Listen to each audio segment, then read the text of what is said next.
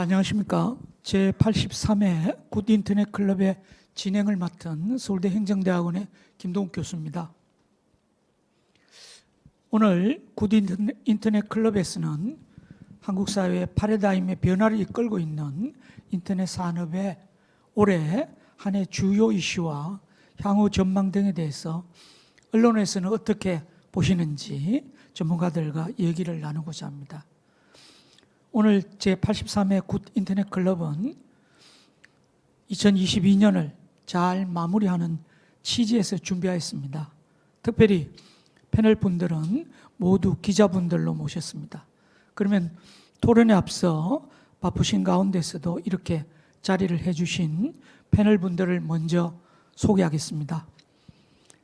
GDnet 코리아의 백봉삼 기자님 자리해 주셨습니다. 감사합니다.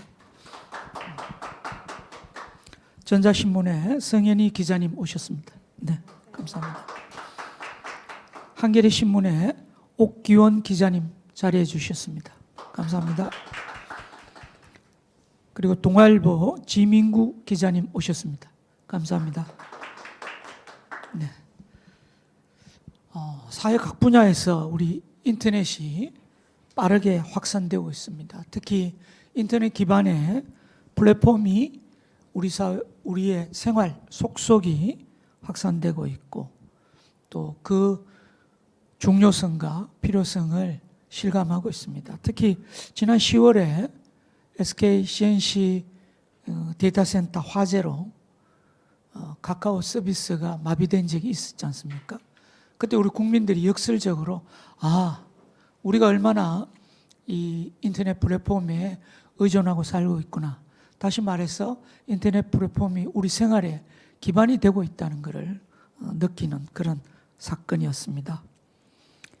자, 그러면 올 한 해 인터넷 산업에서 그 외에도 많은 일이 있었을 텐데요. 백봉상 기자님, 올 한 해 인터넷 산업에서 주목할 이슈들이 뭐였으며 또 그 왜 그런지를 한번 말씀해 주십시오. 네, 안녕하세요. 백봉삼 기자입니다. 교수님께서 그 말씀 주신 것처럼 그나마 좀 최근에 있었고 가장 전 국민들이 가장 그 불편을 겪었던 카카오 먹통 사태가 가장 큰 이슈가 아니었나 저는 생각을 하고요. 제가 기억하기로는 그때가 이제 주말이었는데 저도 그냥 한두 시간 그러다 말겠지라고 생각을 했던 일이 데이터 센터 화재라는 큰 사고 그 원인이 있었고 며칠이 복구되는데 며칠 동안 이제 시간이 소요되면서 많은 국민들이 불편을 겪었었기 때문에 이게 가장 큰 이슈가 아니었나 생각을 합니다. 근데 이게 공교롭게도 또 국정감사 시즌이랑 좀 맞물리면서 정부랑 국회가 좀 심각하게 더 들여다봤던 것 같고 또 한편으로는 좀 상대적으로 잠잠했던 국감 이슈가 막 카카오, 네이버 이런 그 플랫폼들의 독과점 문제 이런 식으로 또 번지면서 이 문제가 사회적 이슈, 정치적 이슈로까지 좀 커졌던 문제가 좀 있었던 것 같습니다. 그래서 최근에 또 이 정부가 안 그래도 규제를 하려고 좀 벼르고 있던 차에 좋은 계기가 됐었던 것 같고 방송통신발전기본법 개정안이 국회를 통과를 하면서 또 이제 부가통신 사업자들도 그 안전에 대한 또 책임이 부과가 되고 또 그 공정위에서 온라인 플랫폼 독과점 심사 지침이 좀 지금 마련되면서 네이버나 카카오, 쿠팡 같은 좀 대기업 플랫폼 기업들이 강제성은 없다고 하더라도 아무래도 규제가 좀 더 강화되는 계기가 되지 않을까 싶어서 이제 카카오 이슈를 제가 꼽아봤고요. 이 밖에도 제가 몇 가지 좀 생각을 해봤는데 좀 긍정적인 측면에서는 네이버, 카카오가 좀 국내를 넘어서 또 글로벌 시장에서 웹툰으로 좀 경쟁하는 구도를 보이는 것도 좀 인상 깊었고 또 만년 적자일 것 같았던 쿠팡이 지난 3분기 분기 흑자 전환을 하면서 쿠팡의 사업 모델이 그동안 시장에서 많은 우려가 있었는데 되긴 되는구나. 이게 그 고객들을 사로잡으면 이런 무리하게 보였던 투자들이 결국은 수익으로 돌아올 수 있구나를 좀 입증했던 계기도 됐던 것 같습니다. 또 이밖에 뭐 요기요나 지마켓 같은 그 이커머스 대기업들이 새로운 또 주인을 맞으면서 또 이커머스 시장이 좀 재편되는 그런 이슈도 좀 주목을 받았던 것 같습니다. 같은 질문을 제가 드리겠는데요. 세 분 다 순서대로 그러면 성인희 기자님 말씀 주십시오. 네. 사실 앞에서 이제 백 기자님께서 많은 얘기를 해주셔가지고 일단 저는 좀 올 한 해 되짚어 봤을 때 식상한 말이긴 하지만 좀 인터넷 산업이 카오스 대혼란을 겪지 않았나라는 생각을 좀 해봤었고요. 크게 5가지 키워드로 좀 저는 정리를 해봤는데요. 일단은 첫 번째는 카카오발 플랫폼 규제고요.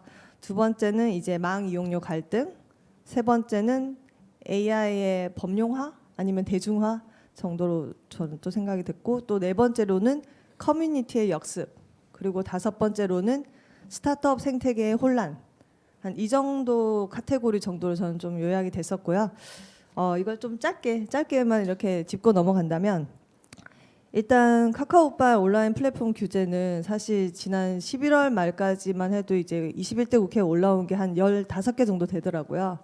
거기서 이제 방발법하고 몇 개는 또 국회 통과를 했는데, 사실 이 같은 움직임이 더 가속화될 것 같아요. 여기서 더 뭐 낮춰지거나 이런 움직임은 아니어가지고 굉장히 우려스럽기도 하고, 사실 이 카카오발 화제는 인터넷 서비스의 연속성이 굉장히 중요한 화두로 떠올랐는데, 그게 이제 가지치기가 어떻게 좀 잘못 핀트가 되면서 불공정 이슈에 독과점 이슈로까지 확산이 돼버렸습니다. 업계의 우려가 굉장히 큰데, 이 중요한 시점에 인기업의 역할이 굉장히 중요하겠죠. 산업계에서도 한 목소리를 내야 된다고 생각을 하고요. 이 부분은 앞으로도 뭐 내년까지도 굉장히 중요한 이슈가 될 것 같습니다. 그리고 망 이용료 갈등은 사실 뭐 이것도 오래된 문제죠. 그리고 뭐 SK 브로드밴드와 이제 넷플릭스 간의 갈등으로 인해서 이제 올해 좀 이슈가 됐는데, 아직도 이건 현재 진행형이어서 제가 뭐 좀 무임승차론 이런 거에 대해서 또 구체적으로 입장을 밝히기는 좀 애매할 것 같고, 일단 그것도 중요한 화두라는 걸 제가 짚고 넘어가고 싶고요. AI 같은 경우에는 사실 최근에 AI 하시는 분들 만나뵈면은 작년에 이게 될까? 되게 의구심을 나타냈던 그 문제들이 올해 다 해결됐다고 합니다. 기술 발전 속도가 생각보다 너무 빠르고, 그리고 최근에 이제 오픈 AI에서 챗 GPT가 나왔잖아요. 그게 지금 너무 화두인데 정말 똑똑한 사람과 정말 자연스러운 대화가 가능해졌다고 하더라고요. 그래서 이제는 검색의 시대는 끝났다라는 말이 계속 나오고 있고, 구글도 이제 더 이상 의미가 없지 않나라는 말까지 나오고 있는데, 이 챗 GPT가 활용할 수 있는 범위는 굉장히 넓을 것 같아요. 커머스에도 될 것 같고, 의료 쪽으로도 충분히 활용 가능할 것 같아요. 그렇다면 굉장히 대체할 수 있는 것도 많을 것 같고, 앞으로 이 분야에 대해서도 굉장히 지켜봐야 될 것 같고요. 그리고 네이버에서 이제 클로바 스튜디오를 올해 내놓았죠. 그게 이제 코딩 없이도 사용할 수 있는 플랫폼인데, 제가 그걸 구현하는 걸 한번 이렇게 딱 봤었어요. 정말 예시문을 2개 정도만 제시를 하면 저 같은 사람도 그냥 정말 AI를 활용을 할 수 있겠더라고요. 저는 이 플랫폼 자체가 굉장히 AI의 대중화 이런 거에 굉장히 획기적인 역할을 할 수 있는 플랫폼이 되지 않을까라는 생각을 감히 했었고요. 그리고 이분들이 했던 말이 제가 좀 기억에 오래 남아요. 이분들이 우리가 이 일을 하는 마지막 사람이 되자라는 말을 하더라고요. 그러니까 더 이상 진짜 이 AI 개발자가 필요 없을 정도로 AI를 쉽게 구현할 수 있는 도구를 만들자라는 그 미션을 가지고 일을 하고 있어가지고 굉장히 좀 인상 깊었던 점이었고요. 그리고 커뮤니티 역습을 제가 꼽았는데, 이거는 뭐 제가 20년 전 대학생활 때도 커뮤니티가 유행을 하긴 했었는데, 최근에 이제 네이버랑 카카오 쪽에서 이제 관심사 기반의 커뮤니티를 굉장히 기능을 많이 강화하고 있습니다. 그리고 최근에 인터넷 기반의 플랫폼 업체들이 서비스를 내놓는 걸 보면은 커뮤니티 기능이 필수적으로 들어가 있어요.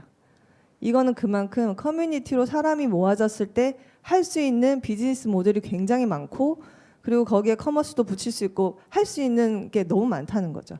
그래서 저는 이게 커뮤니티 이 기능 자체가 지금 웹 3.0도 계속 얘기가 나오잖아요. 이걸로 가는 아주 초반의 디딤돌이 될 것이라고 생각을 하고요. 물론 커뮤니티에서 열심히 일하는 사람들에 따른 보상도 있을 것이고 뭐 이렇기 때문에 결국 웹 3.0하고도 연결고리가 있다라고 저는 보고 있어서 이 커뮤니티 기능을 굉장히 중요한 포인트로 생각을 했고요.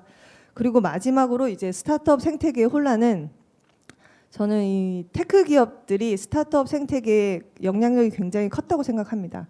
네이버, 카카오뿐만이 아니라 그쪽 업체들이 이제 스타트업계에서는 투자 큰 손이었죠, 사실.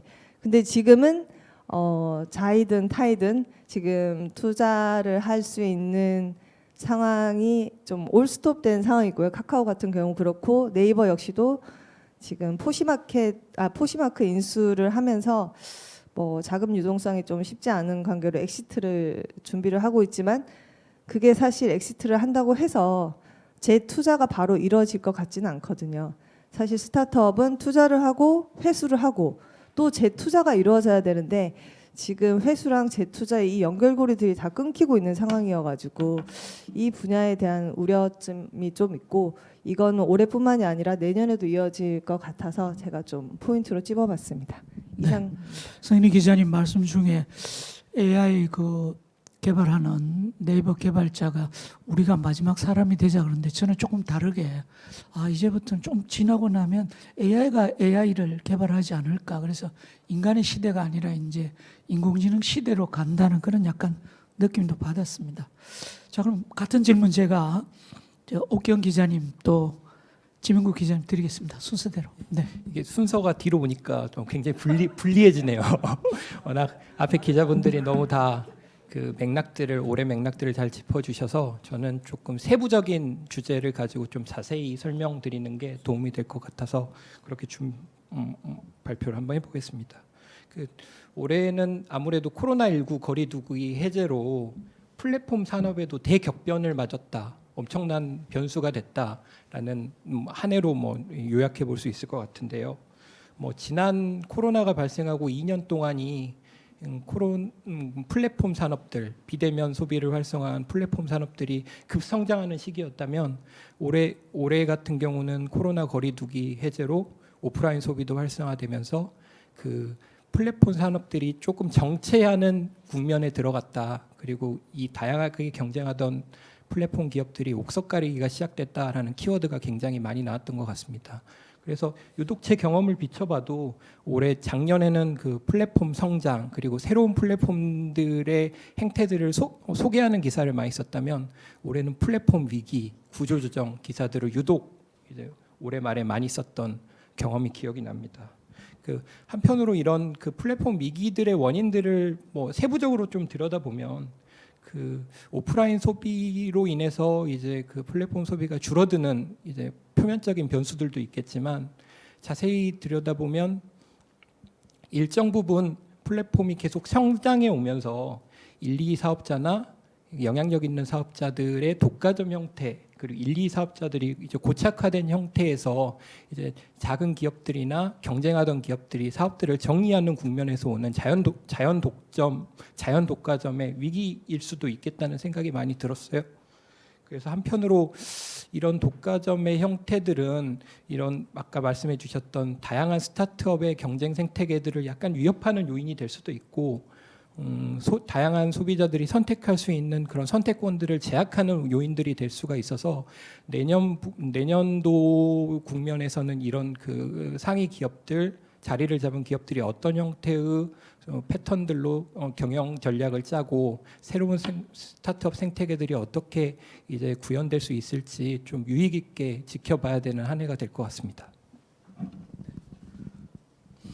단순히 이게 지금 말씀 주신 구조조정이라든지 옥석 가리기라는 게 사회적 거리두기에서 온라인에 좀 치중됐게 상당히 이제 오프라인으로 다시 넘어가는 그런 것도 있지만 지금 고물가 또 고금리 또 고환율 이런 것에 따른 어떻게 보면 일정 전반적인 우리 거시경제의 불황 뭐 이런 것들도 상당히 경제계를 어렵게 하는 요인이다. 그래서 내부적으로 그 요인을 찾을 수도 있지만 크게 봐서는 경제 전체가 한번 그 구조조정을 갖는 시기가 아니냐. 우리나라뿐만이 아니라 전반적인 그 글로벌 경제가 뭐 그런 것도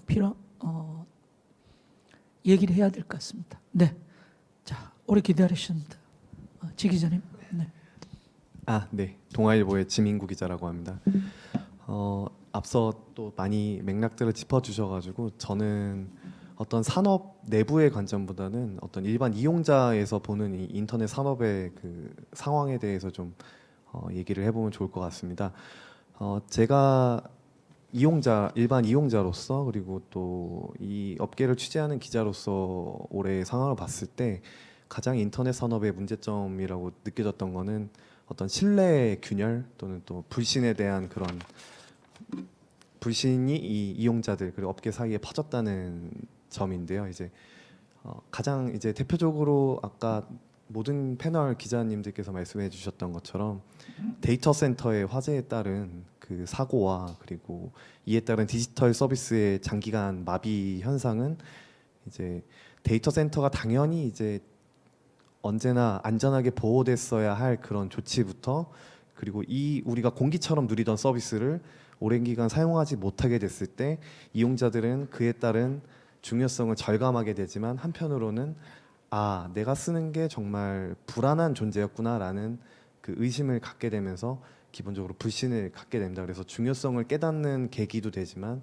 불신을 갖게 되는 하나의 중요한 포인트가 됐다고 생각을 하고요. 두 번째로는 망사용료 이슈, 망이용료라고도 부르는데요.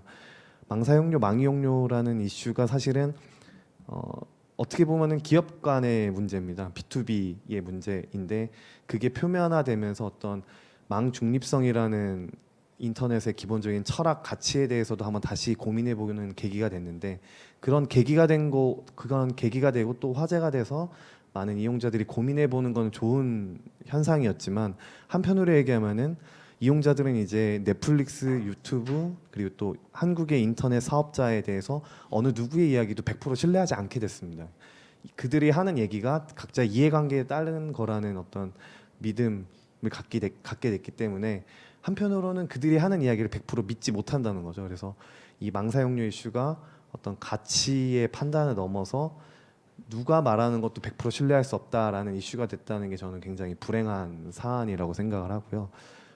그리고 마지막으로 짚고 싶은 게 이제 가상자산 관련한 문제인데 저희 아까 본 행사에 들어가기 전에 저희 패널 기자님들끼리라도 잠깐 얘기하긴 했지만 이 가상자산 이슈라는 게 지금 FTX 그리고 한국에서는 위믹스와 관련한 논란으로 이제 좀 시작이 됐는데 현재까지는 지금 게임사에 한정된 이슈긴 하지만 사실은 네이버가 아니라 정확히 얘기하면 라인이고 그리고 카카오 등의 기업에서도 이 가상자산을 활용한 블록체인 기술 그리고 NFT, 웹 3.0 등등으로 불리는 여러 가지 기술적인 거를 이용해 사업을 하고 또 신성장 동력으로 삼으려는 상황에서 이 가상자산이 국내에서 이렇게 불신의 대상이 되고 또 믿을 수 없는 존재가 됐다는 게 굉장히 좀 안타까운 사태라고 생각을 합니다. 그래서 이런 세 가지 사태를 봤을 때 국내 인터넷 산업이 지금 굉장히 위기에 처했고 지난해의 경우에는 독점 문제 그리고 골목상권 침해 논란으로 이 인터넷 기업들이 나쁘다, 좀 안 좋다라는 이슈가 있었는데 그런 것들은 사실은 이제 경쟁을 활성화하고 새로 혁신을 하고 개혁을 하면 되는 문제였는데 이 신뢰를 잃고 불신을 얻었다라는 거는 작년보다 더 심각한 문제라고 생각이 돼서 저는 올해가 좀 더 위기의 상황에 직면했다 이렇게 좀 판단하고 있습니다. 네, 감사합니다. 그 가상자산 또는 뭐 디지털 자산 같은 경우는 이제 뭐 국회에서 법안도 나오곤 했습니다만 기본적으로 이게 한국만의 이슈가 아니고 글로벌 이슈고 또 미국이 상당히 그 머니 론더링 이게 이 불법 그 거래 뭐 이런 거를 차단하는 상당히 규제적인 시각에서 지금 아직 접근하고 있기 때문에 아직은 이게 제대로 된 이 자산으로서 시장에서 인정받고 또 사용자들이 보호받는 경우는 상당히 어려운데 그럼에도 불구하고 미국뿐만 아니라 한국에서는 상당히 이제 이게 어느 정도의 어떻게 보면 이용자와 이 공급자의 관계가 형성이 돼 있고 그래서도 있고 한 상태이기 때문에 어떤 행태로든지 공론화해서 나름 우리가 좀 가닥을 잡아가야 되지 않겠느냐 이런 생각을 해봅니다. 백봉선 기자님, 인터넷 산업과 관련해서 이미 성장한 굵직한 기업들도 많지만 혁신적인 어떤 그 아이템을 가지고 인터넷 시장에 발을 막 딛는 스타트업도 많이 있습니다.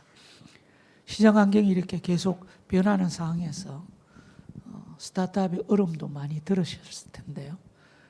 우리나라의 스타트업의 미래에 대해서 어떻게 전망하시는지 한번 말씀 주십시오. 네, 제가 스타트업 분들도 많이 만나고 다니고 기사도 쓰고 하는데 이미 많이 기사화가 된 것 같아요. 그 특정 스타트업들이 그 어려움을 겪으면서 거기에 투자했던 VC나 기업들이 이렇게 하면 안 되겠다. 지금 성장보다는 또 수익을 좀 중요시 해야겠다라는 좀 기조로 경기 침체도 있지만 실제로 투자했던 스타트업들이 이제 어려움을 겪으면서 전략을 좀 수정하는 그 기조들이 이어지고 있는 것 같습니다. 그래서 여기에서 투자해서 손실 봤던 것들을 다른 데서라도 좀 투자 회수를 하려고 BEP를 맞춰라, 그러니까 손익분기점을 맞춰라라는 이제 지시들이 떨어지면서 많은 스타트업들이 이제 구조조정도 좀 하고 조직 개편도 하면서 수익에 일단 치중하는 그 모습을 보이고 있고요. 최근에 이제 메시코리아 같은 경우는 이제 회생 절차를 겪으면서 그 배달 대행 시장에서 거의 1, 2위 하는 곳도 이렇게 좀 어려워질 수 있다라는 신호를 이제 주면서 더 투자의 씨가 마르고 더 수익에 좀 집중해야 되는 시기가 이제 올해 그다음에 내년까지 계속 이어질 것 같습니다. 그리고 이런 이제 문제도 있지만 최근에 이제 제가 취재하면서 좀 느꼈던 것들이 이제 문재인 정부가 그 규제 샌드박스 정책을 하면서 스타트업들이 좀 특정한 조건 하에서 그 좀 규제 영향을 받지 않고 사업을 좀 마음껏 해봐라라고 했던 그 제도가 있었는데 그 동안에는 좀 이 혜택을 많이 받다라는 이제 스타트업들이 있었습니다. 근데 최근에 그 공유 숙박 같은 경우 이제 제가 취재를 했더니 여전히 그 에어비앤비의 어떤 불법 숙소 중개 문제 때문에 규제 샌드박스를 그 바꾸서 사업하는 이제 국내 사업자가 어렵다. 우리는 어쨌건 제도권 내에서 이제 사업을 하라고 해서 그렇게 하고 있는데 정부는 이런 불법 영업하는 곳들을 단속하지 않더라. 결국은 이제 이 관할 부처가 어디냐를 또 놓고서 서로 이제 핑퐁 게임 하는 걸 이제 제가 또 지켜보기도 했는데요. 이게 과기정통 분야, 문화체육관광 분야, 보건복지 분야. 그래서 서로 이제 애매하다라는 이제 말들도 하고 또 이런 얘기도 이제 솔직히 이제 정부 어떤 관계자분께서 한미 FTA 문제를 이제 거론하면서 이런 것들도 그러니까 골치가 아프다는 거죠. 이제 외국 그 플랫폼 기업들의 규제를 하려면 국내 기업보다 좀 이제 까다로워서 좀 이미 시작하기 전부터 좀 어렵다라는 이제 선을 긋고 그냥 방치하는 경우도 본 것 같습니다. 그래서 이래저래 이제 스타트업들이 국내에서 사업을 하기 힘든 상황인데 결국은 이제 이런 어려움이 있을 때 그동안 이제 대비를 했느냐 안 했느냐에 따라서 아까 계속 말씀하셨지만 이제 옥석 가리기가 될 것 같습니다. 그래서 제가 몇 년 전에 이제 이수진 야놀자 대표님을 인터뷰할 때 이제 들었던 인상적인 말 중에 그때 이제 야놀자가 한창 막 투자 받고 성장을 가속하고 있을 때였어요. 물론 이제 지금도 성장하고 있지만 그래서 돈도 많을 것 같고 어려움이 없을 것 같던 시기였는데도 이제 이수진 대표님께서는 언제든지 수도꼭지를 틀어 잠그면 우리 회사가 살아남을 수 있게끔 항상 그걸 고민하고 있다고 하셨었거든요. 그러니까 그동안 스타트업들은 계속 성장에만 초점을 맞춰서 투자 받고 거기에 뭐 마케팅 비용도 쓰고 뭐 사업도 좋게 뭐 하고 직원들 복지 향상에 이제 많은 신경을 썼었는데 미리 좀 대비를 해서 우리가 언제든지 투자 비용을 아꼈을 때 수익을 그 적자에서 그 흑자로 돌아설 수 있다라는 이제 대비를 만약에 계속 하고 있었던 스타트업들이라면 이제 살아남을 것이고 계속 투자 받아서 성장해야지라고만 이제 했던 기업들은 좀 어려울 수 있겠다라는 생각이 들었습니다. 그래서 스타트업들이 규제 때문에도 힘들고 이런 그 돈맥 경화라고 하죠. 지금 자금이 흐름이 지금 원활하지 않기 때문에 이런 또 자금 문제 때문에도 힘들고 그리고 이런 위기를 헤쳐나갈 수 있는 건 그동안 얼마나 잘 준비했느냐 라는데 좀 옥석이 가려지는 시기가 될 것 같다라는 게 제 생각입니다.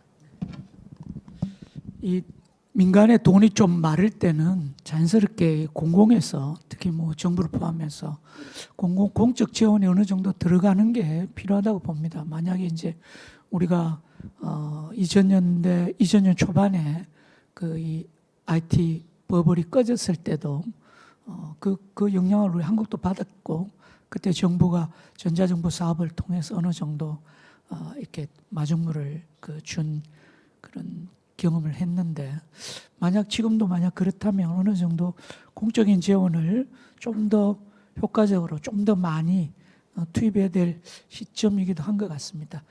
성인희 기자님, 올해도 역시 인터넷 그 신규 서비스가 많이 나왔잖아요. 그래서 뭐 취재하시면서 많은 것들을 이렇게 보셨을 텐데 요거는 좀 획기적이다 이렇게 생각하는 서비스가 있었는지 한번 좀 소개해 주시죠. 제가 취재를 많이 안 했나 봐요. 이게 약간 이 뒤통수를 때리는 아주 혁기적인 서비스는 이렇게 딱히 생각이 안 나더라고요. 그리고 좀 잔잔한 스타트업들 괜찮네 막 이런 스타트업들이 있었는데 이제 그 스타트업 개별적으로 얘기하기는 좀 그런 것 같고요. 지금 하나 좀 제가 좀 관심 있게 보는 서비스는 아주 그 뭐 새롭고 뭐 신규 서비스는 아닌데 이제 네이버가 다음 주부터 이제 도착 보장 서비스를 내놓거든요. 이게 이제 네이버가 왜 이걸 할까?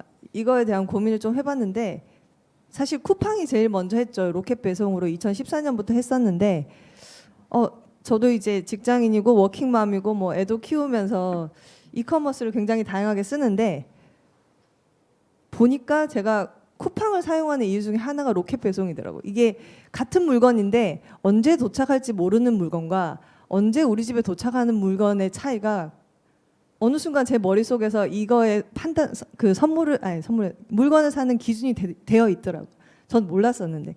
그래서 네이버가 이래서 하는 거구나.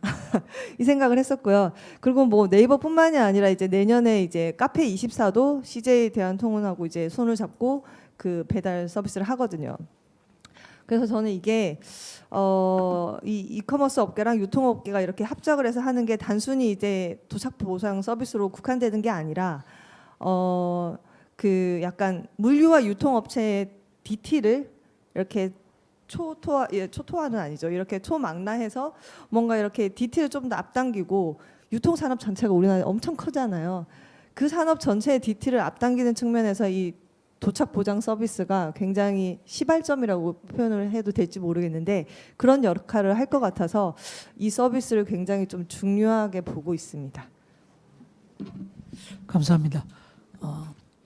옥경 기자님, 인터넷이 이제 확산되고 하면서 최근에 이제 구독 경제, 구독 서비스 뭐 이런 게 등장했는데요. 이런 구독 경제, 구독 서비스가 어떻게 될지 좀 한번 전망해 주시고, 네.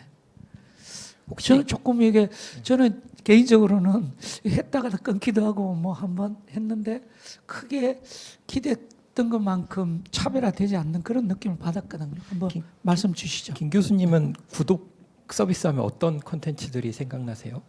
주로 저는 이제 뭐 그 뉴스부터 시작해서 어떤 사회 어떤 문제 분석 같은 뭐 이런 좀 비평 뭐 이런 쪽입니다. 굉장히 신세대신 것 같아요. 근데 보통 이제 그 구독 서비스를 질문했을 때 이제 신세대와 약간 이제 나이 드신 분들의 세대들을 구분하는 그 기준이 젊으신 분들은 뭐 카카오톡 이모티콘 구독한다. 뭐 틱톡 여기 와 계시지만 틱톡 콘텐츠 크리에이터를 구독한다라는 그 새로운 이제 플랫폼의 구독 서비스들을 이야기하시고 저희 세대는 아무래도 가장 뉴스 구독하고 신문 구독합니다. 우유 구독합니다. 라는 그 구분으로 이제 세대들을 구분할 수 있다는 이야기도 하시더라고요. 그래서 한편으로 이렇게 구독 서비스들을 생각해 보면 신문 뭐 우유부터 일반적인 그런 상품 구독부터 시작해서 이게 가장 기본적인 구독 서비스였겠죠. 저도 뭐 신문을 만드는 일을 하고 있겠지만, 근데 이제 온라인 소비들이 늘어나고 모든 이제 그 생산품들이 온라인을 통해서 거래되는 이제 플랫폼 시대들이 도래하면서 자연스럽게 보통 저희가 어렸을 때는 뭐 상품을 사기 위해서 1층 슈퍼마켓이 마음에 안 들어도 불가피하잖아요. 갈 수밖에 없는 구조. 오프라인에서는 그 상품을 살 수 있는 마켓들이 제한이 됐다면 온라인 같은 경우는 이 플랫폼이 마음에 안 들면 자연스럽게 다른 플랫폼으로 쉽게 이동할 수 있는 그렇게 유연성들이 훨씬 다각화된 상황에서 자연스럽게 플랫폼 기업들은 어떻게 독자들을 효과적으로 이용자들 효과적으로 묶어낼 수 있을지에 대한 고민들이 굉장히 치열했던 시기였던 것 같습니다. 그래서 아까 말씀했던 것처럼 그 카카오톡 이모티콘을 5,000원씩 주고 구매하는 저 역시도 구매하고 있고 가끔가다 연말에는 특히 구독이 늘어난다고 하더라고요.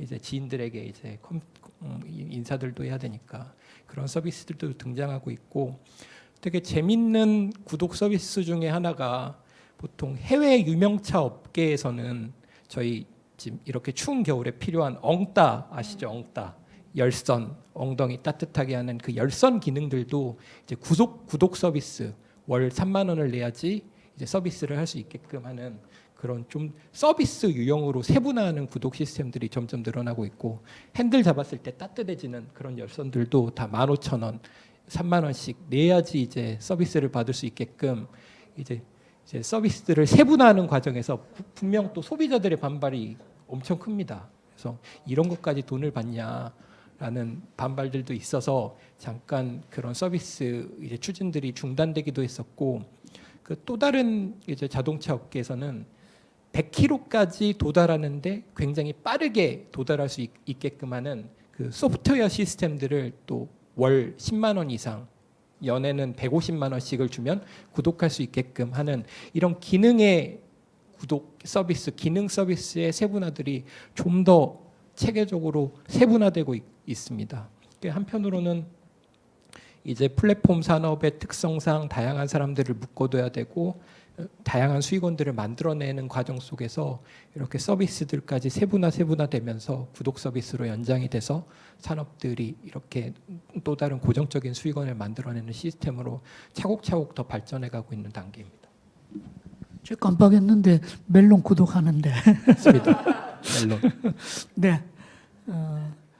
그 백 기자님께서 규제 샌드박스도 잠깐 말씀 주셨는데 지민국 기자님, 그 현장 좀 취재하다 보면 되면 되게 좋고 특히 지금 이제 규제 샌드박스 같은 것도 그렇잖아요. 그러니까 본격적으로 법 개정 전에 임시로 어떻게 보면 해보라는 거고 너무 오래 그 규제 샌드박스에 갇혀 있어서 오히려 어떻게 보면 더 이상 성장을 못하는 뭐 그런 것들도 있는데 결국 보면 이런 좋은 서비스 분명히 사회적으로는 좋은 서비스임에도 불구하고 기존의 어떤 그 기득권을 가진 그 이해 집단하고 갈등이 또 심화되고 그게 결국은 어떤 규제에 관련되는 거나 또는 제도가 되지 못하면서 어려움을 겪고 있는 사례들이 뭐 타다 사례에서도 그렇고 뭐 늘상 우리가 발견할 수 있는데 이런 거 어떻게 좀 진짜 문제가 심각하고 얼마나 심각하고 또 어떻게 해결할 수 있을지 한번 고민을 좀 털어놔 주시죠,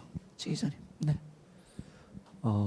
네, 그런 분야에 대해서 사실은 뭐 취재를 좀 해오기도 했고 그래서 한번 다시 생각을 정리해봤는데 여전히 가장 어렵고 힘든 분야는 이제 모빌리티 분야인 것 같아요. 아무래도 시민들의 일반 이용자들의 생활에 가장 직결된 문제고 또 가장 많은 갈등이 표면화돼서 또 그거를 해소하는데도 많은 시간이 걸리고 있는 상황이고요. 아직도 해결되지 않은 상황이고 그렇게 해서 모빌리티가 여전히 저는 아직도 쉽지 않은 분야라고 생각을 하는데 제가 최근에 이제 두 분의 모빌리티 관계자분들을 인터뷰할 기회가 있었는데요. 이제 그 마카롱 택시를 운영했던 이제 KS 모빌리티의 이행렬 전 대표라는 분이랑 그리고 이제 카풀 서비스 플러스를 운영했던 플러스의 서영호 전 대표님을 인터뷰할 기회가 있었는데 잠깐 소개를 드리자면은 마카롱 택시는 한 4년 전쯤에 이제 플랫폼 모빌리티 플랫폼 업계에선 최초로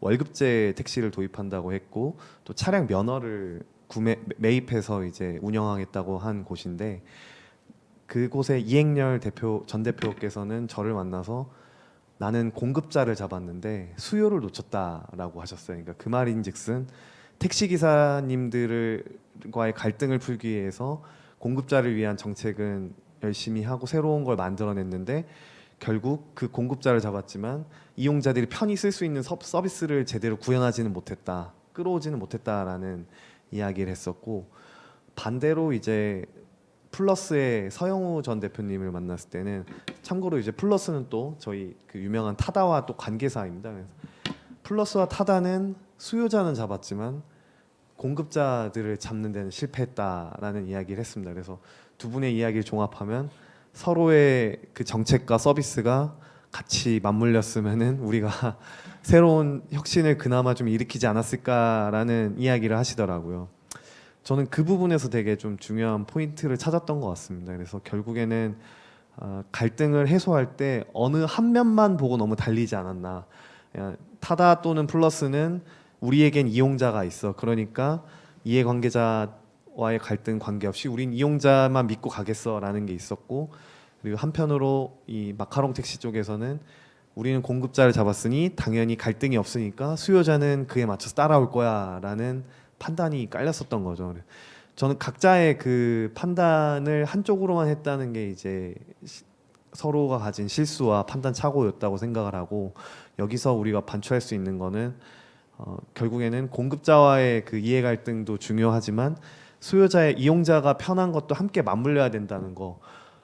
말로는 너무 이상적이죠. 말로는 너무 이상적이고 좋은데 조금 더 이제 그거를 저희는 이제 인터넷 산업을 취재하는 쪽이고 그 공급자가 예를 들어 택시 기사님보다는 인터넷 산업 쪽에 생각을 하면은 이 택시 기사님들을 단순히 산업에서 뒤처진 존재 또는 기득권이라고 생각을 하면 답이 안 풀립니다.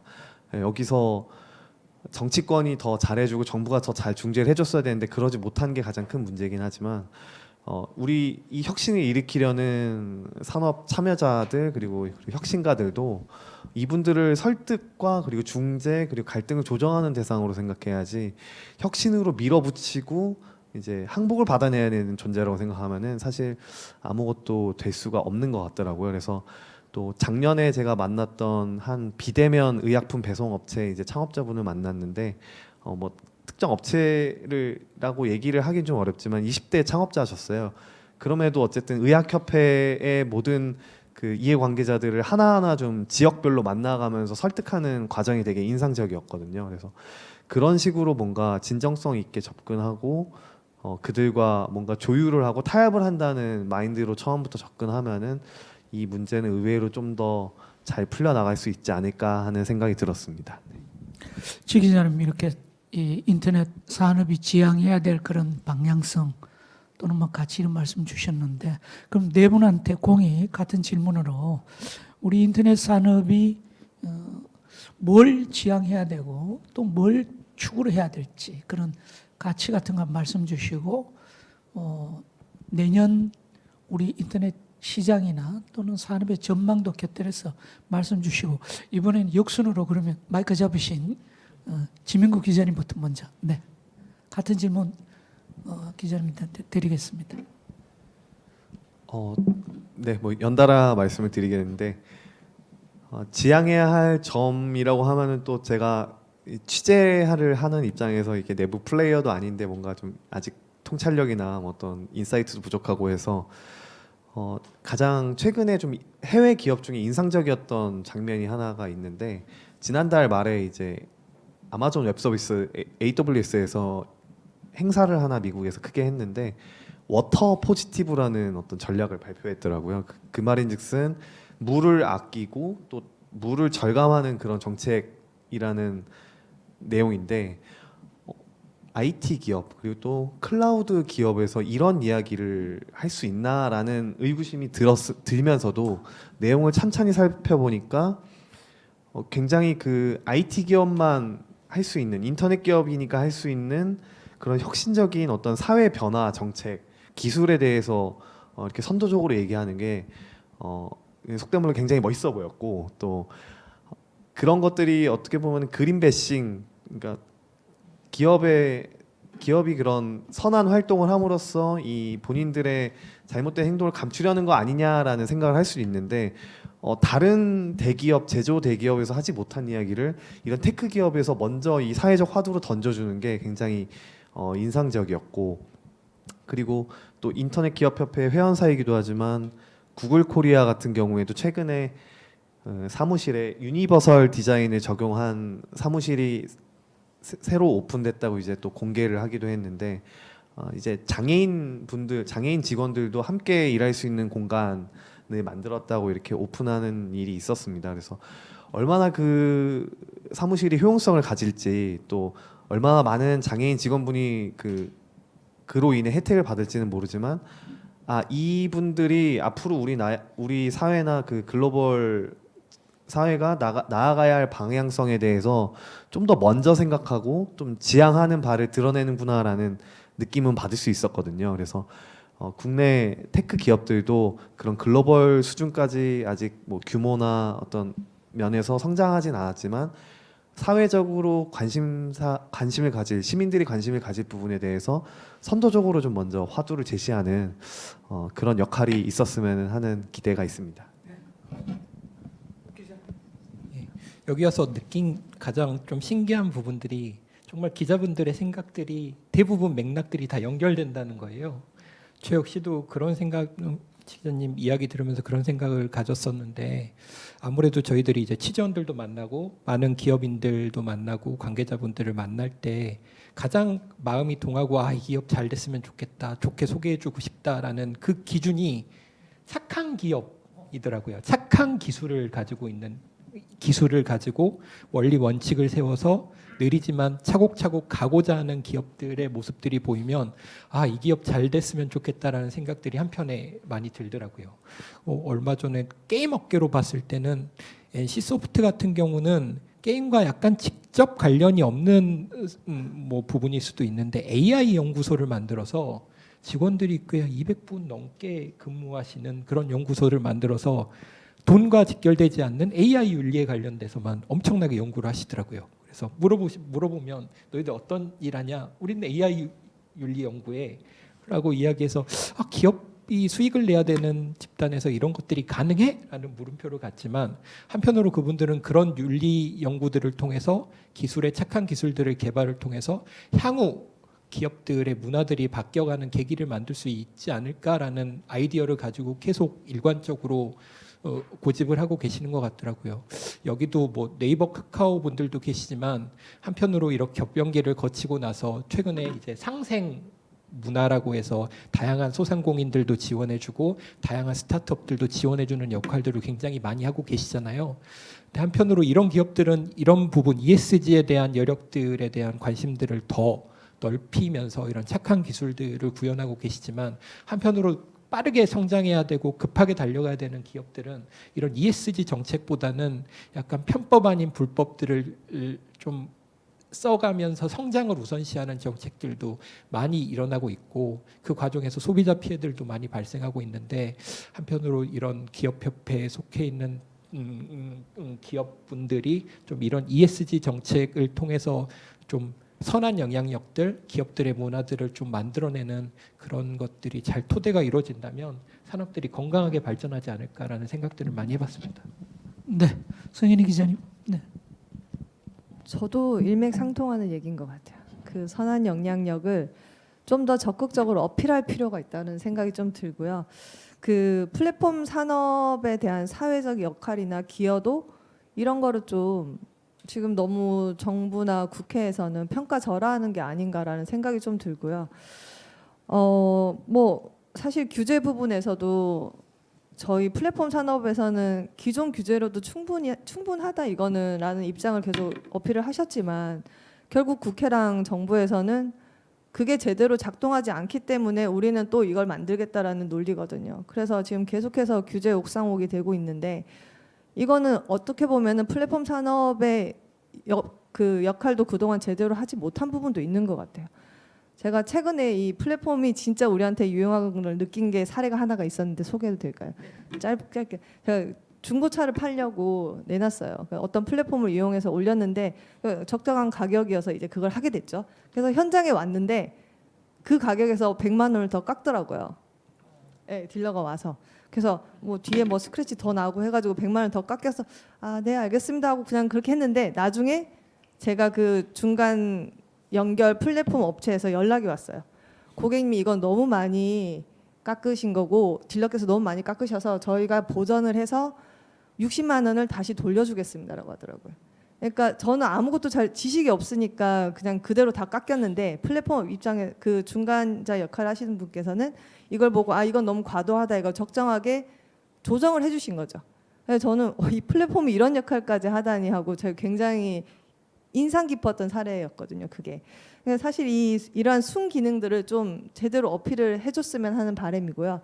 그리고 하나는 이제 내년도 전망을 좀 간략하게 해달라고 했었는데 사실 내년도 전망을 하려면 또 1시간이 더 걸릴 것 같긴 한데 저는 AI 쪽이 사실 내년도에 굉장히 좀 주목해야 될 것 같고요. 에디슨이 모터를 이렇게 발명을 했을 때 기존에 있는 제품에 다 모터를 붙이니까 다 혁신 제품이 돼버렸어요. 사실 AI도 지금 기존에 있는 모든 제품과 서비스에 AI를 융합했을 때 저는 엄청난 폭발적인 혁신 제품들이 많이 쏟아질 거라고 예상이 되거든요. 그래서 이게 내년에는 발현되는 시점이 되지 않을까 조심스럽게 전망하고 있습니다. 네. 감사합니다. 지명국 기자님. 네. 네. 백봉상 기자님. 네. 죄송합니다. 네, 괜찮습니다. 네, 저 뭐 다 진짜 제가 하고 싶었던 말씀들을 앞에서 많이 해주셨고, 저도 이제 취재하면서 그 옥 기자님 말씀해주신 것처럼 대표님을 뵀을 때 이분이 어떤 분인지에서 느껴지는 그런 선함, 그분이 가진 어떤 경영 철학이라든지 뭐 직원들을 생각하는 어떤 그런 마음들에서 좀 감동을 많이 받고 이런 기업이 잘 되겠다 혹은 또 잘 돼야 된다라는 생각을 갖게 되는 것 같아요. 아무리 뭐 학벌이 좋고 인맥이 좋고 뭐 똑똑하신 분들도 잘 될 수 있겠지만 끝까지 결국 살아남고 성장할 수 있고 그 소비자들한테 선택받을 수 있는 기업은 선한 어떤 영향력, 선한 철학을 가진 기업들이 잘 되지 않을까 생각을 하고요. 뭐 네이버, 카카오 뭐 이런 대기업 그 우리 플랫폼 기업들도 소비자들이 봤을 때는 기존 전통 대기업들과는 기본적으로 다른 기대감과 그 좋은 인상이 있는 것 같아요. 뭔가 다를 거야. 뭐 네이버, 카카오는 뭔가 잘못을 하더라도 설마 그러지 않겠지. 그리고 대처를 할 때도 뭔가 다르게 하겠지. 좀 숨기지 않고 솔직하게 문제를 풀어가겠지라는 기대감과 그런 생각들을 가지고 있는 것 같아요. 근데 제가 지켜봤을 때는 물론 이제 전통 대기업들과는 확실히 다른 대처들을 하시는 것 같아요. 이번에 뭐 카카오 먹통 사태들도 봤을 때 어떻게 보면 좀 숨길 수도 있고 뭐 남을 탓할 수도 있고 했지만 그래도 물론 이제 부족한 부분이 아직도 많지만 그래도 우리가 이런 거 잘못했다. 다른 기업들은 이런 잘못하지 않도록 좀 우리가 최대한 그 내부 사정을 좀 공개를 해보겠다라는 그런 마인드가 있는 것 자체가 저는 좀 아무래도 좀 다르긴 다르구나라는 좀 생각을 했었고요. 그 네이버도 마찬가지입니다. 뭐 그동안 막 무슨 뭐 뉴스를 뭐 검색어를 조작했니 어쨌니 막 그런 의심들이 많을 때 어떻게 보면 그냥 무시하고 뭐 아니야 우리 아닌데 그냥 무대응할 수도 있겠지만 어떻게든 뭐 그런 검증할 수 있는 어떤 조직도 만들고 뭐 리포트도 발행하고 하면서 최대한 그 투명하고 공정하게 하려는 그 모습들이 뭐 최근에 ESG 그런 뭐 이런 뭐 유행이라고 해야 될까요? 뭐 이런 기조가 일어나기 전부터도 이제 그런 노력들을 해왔었고, 그래서 좀 다르게 가려고 하는 모습들이 좋았고, 앞으로도 좀 그런 어떤 스탠스를 계속 유지해 주셨으면 좋겠어요. 그래서 소비자들이 계속 믿고 또 그 구직자들은 이제 취업 준비생들은 이런 기업 들어가서 일하고 싶다. 뭔가 다르다라는 어떤 그런 기업 이미지를 계속 가져갔으면 좋겠고요. 더 막 성장하고 정말 뭐 100년, 200년 역사를 가진 그런 대기업이 되더라도 늘 스타트업 같은 그런 그 초심을 잃지 않는 모습을 보였으면 좋겠다라는 생각을 합니다. 그래서 문제를 숨기기보다 좀 공개할 수 있는 좀 그런 용기 같은 것도 좀 필요하겠다라는 생각을 해봤습니다.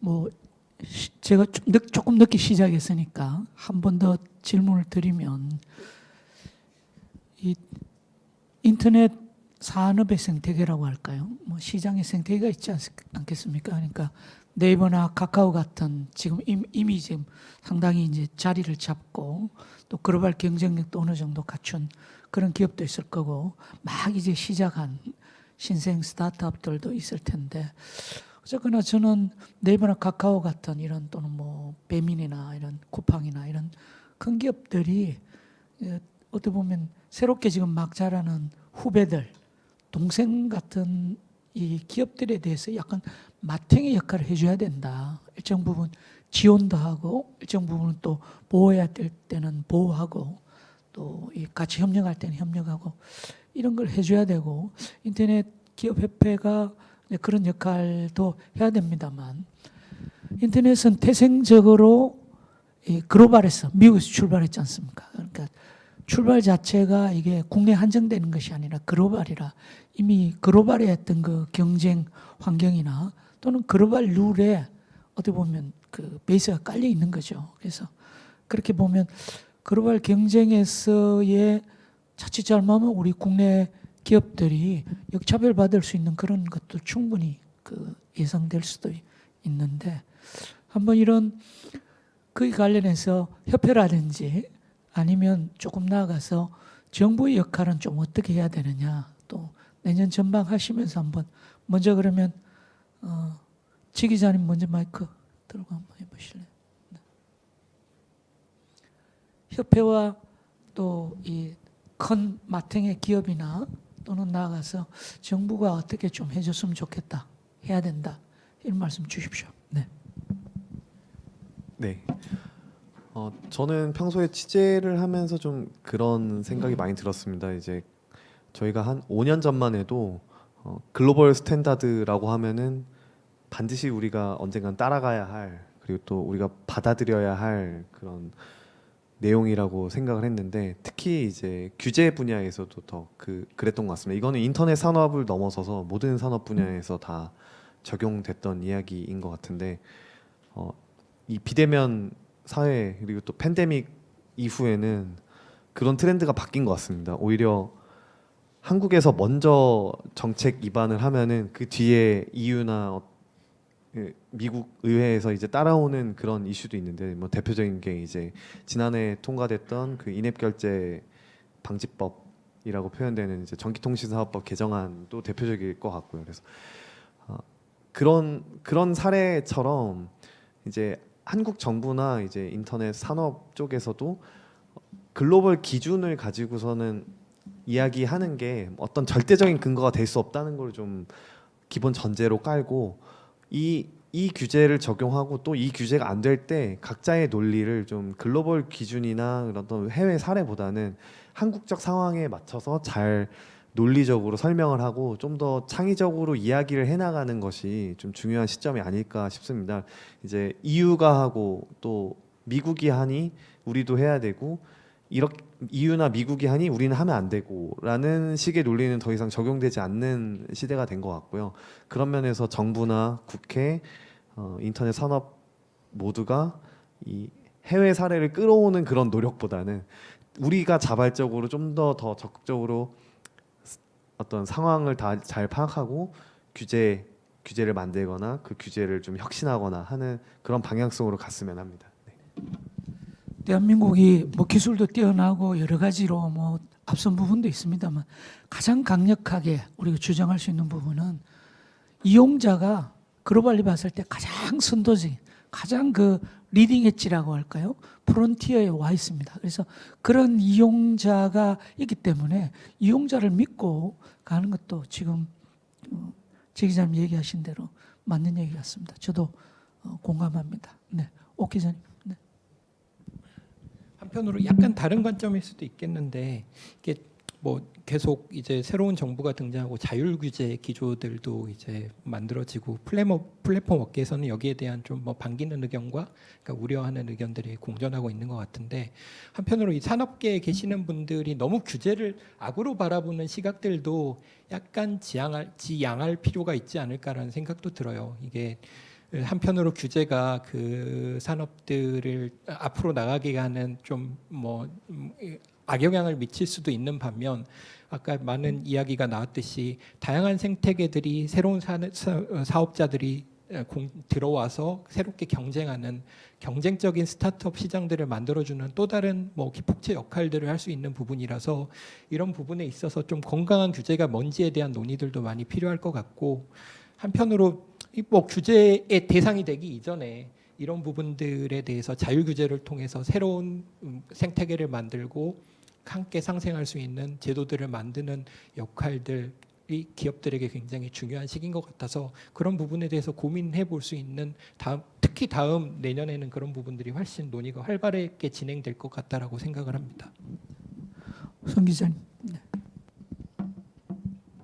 저는 또 다른 포인트로 얘기를 하면 플랫폼 업계를 이렇게 취재를 하다 보면 각 산업별로 의견이 다 달라요. 뭐 중고거래 쪽 플랫폼 업계는 또 다른 얘기고 또 의약 쪽은 또 다르고 또 미용 저쪽은 또 다르고 각 산업별로 이제 이슈가 다르기 때문에 그럴 수밖에 없는데 지금 이 인기업에서도 회원사들의 목소리가 똑같지 않을 거란 생각이 들어요. 그래서 인기업도 어떤 일이 딱 이렇게 정부에서 뭔가를 발표하고 뭔가 이슈를 제기했을 때 적극적으로 대응을 못하고 약간 눈치 보는 느낌도 좀 없지 않아 있었거든요. 왜냐하면 이쪽 회원사는 반길 수 있지만 또 다른 회원사의 입장에서는 또 아니기 때문에 그렇지만 이거는 그래도 교통정리를 인기업에서는 어느 정도 해줘야 된다고 저는 생각을 하고요.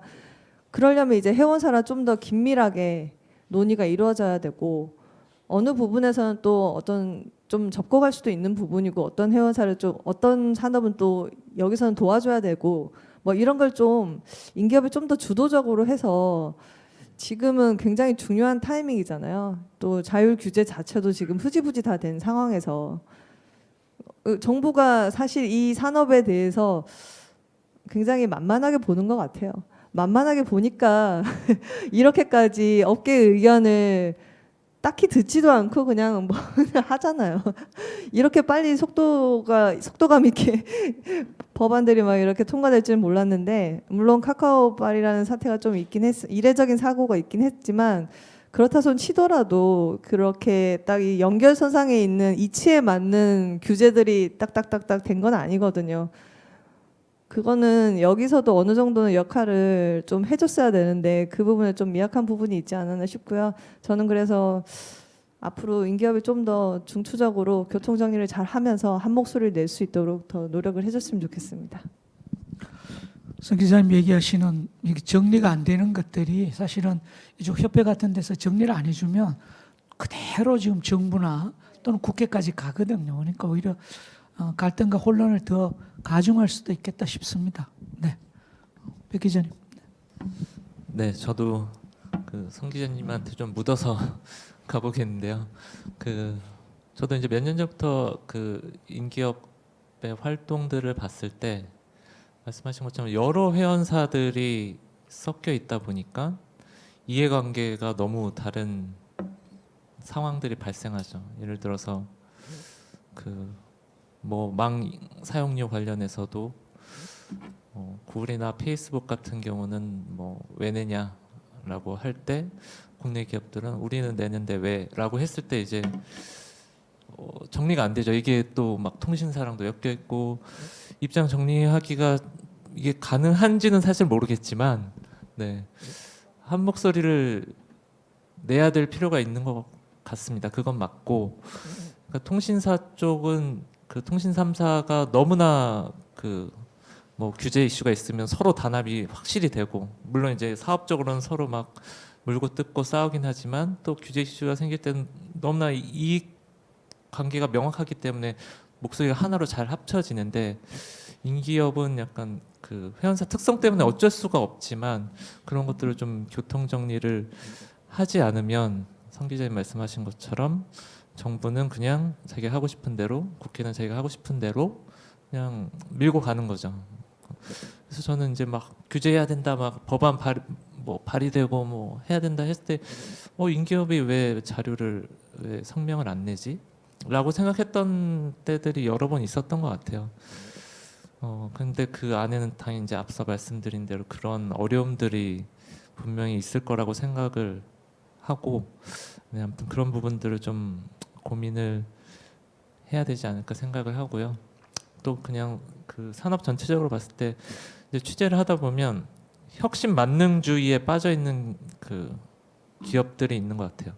우리가 혁신하는데 뭐 혁신할 건데, 사회 문제를 우리가 풀 건데 다 필요 없어, 뭐 다 비켜, 약간 이런 기업들도 보는 것 같아요. 그게 옛날 타다 사태가 저는 약간 좀 그랬었던 것 같고, 잘 좀 너무 이렇게 어떻게 보면 돈키호테처럼 막 이렇게 갈 게 아니라 그래도 기존의 어떤 전통 이해 관계자, 기득권자들, 또 소비자들, 또 경쟁사들 뭐 이렇게 좀 시간이 좀 걸리더라도 좀 그들을 이해하고 풀어야 될 문제들이 있는데, 그냥 뭐 우리는 혁신이니까, 우리가 혁신할 거니까라고 해서 막 밀어붙였던 것들을 보면서 좀 그게 그 피해가 이제 그 한 기업에만 있는 게 그치는 게 아니라 그 여파가 또 다른 기업으로까지, 산업으로까지 영향을 미칠 수가 있으니까 조금 속도를 내야 될 때는 또 내야 되지만 좀 조절해야 될 때는 조절할 줄도 아는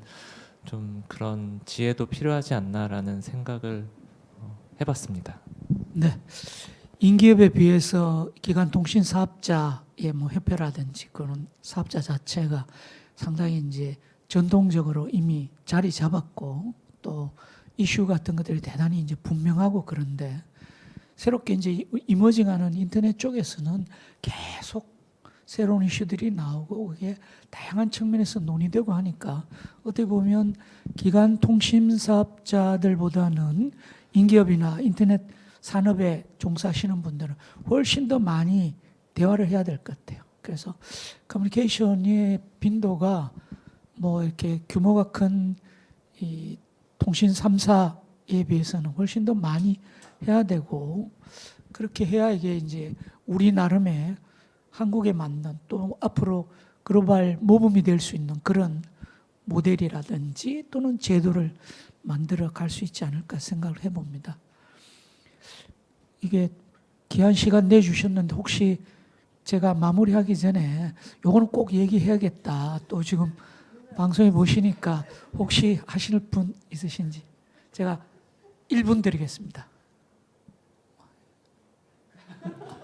마이크 앉아보세요. 네, 알겠습니다. 그럼 오늘 우리 인터넷 산업의 올해를 한번 이렇게 정리해보고 앞으로 나갈 방향이나 내년을 한번 좀 또 전망도 해봤습니다. 우리 한국인터넷기업협회가 또 이 사업자와 함께 손을 잡고 대한민국 인터넷 산업 또는 이용자에 대한 어떤 서비스 퀄리티 이런 걸 높이는데 큰 역할을 하기를 기대하면서 오늘 제83회 굿 인터넷 클럽 마쳐도 되겠죠? 여러분들? 네, 그럼 마치겠습니다. 발걸음 해주신 네 분의 기자님들 감사합니다. 마치겠습니다.